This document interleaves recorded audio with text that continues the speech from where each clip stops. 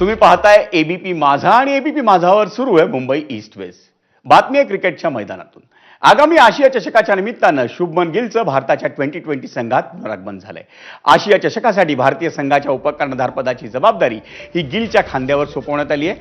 भारतीय संघाचं कर्णधारपद हे सूर्यकुमार यादवकडे देण्यात आलंय. धक्कादायक बाब म्हणजे मुंबईच्या श्रेयस अय्यर आणि यशस्वी जयस्वालला आशिया चषकासाठी भारताच्या 2020 संघात स्थान मिळू शकलेलं नाही. श्रेयस अय्यरनं यंदाच्या IPLमध्ये 175च्या स्ट्राईक रेटनं 604 धावांचा रतीब घातला होता. तसंच त्याच्या नेतृत्वाखाली पंजाब किंग्सनं IPLच्या फायनलमध्ये धडक मारली होती. आपण पाहूयात भारताचा आशिया चषकासाठीचा 2020 संघ नेमका आहे तरी कसा. आशिया चषकासाठीचा भारतीय संघ शुभमन गिल, संजू सॅमसन जो यष्टीरक्षक आहे, अभिषेक शर्मा हे सलामीचे 3 पर्याय आहेत. मधल्या फळीचे पर्याय सूर्यकुमार यादव, तिलक वर्मा, रिंकू सिंग, जितेश शर्मा यष्टीरक्षक. अष्टपैलू अक्षर पटेल, हार्दिक पंड्या आणि शिवम दुबे.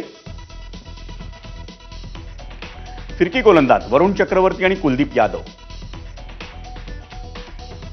वेगवान गोलंदाज असतील जसप्रीत बुमराह, अर्शदीप सिंग आणि हर्षित राणा.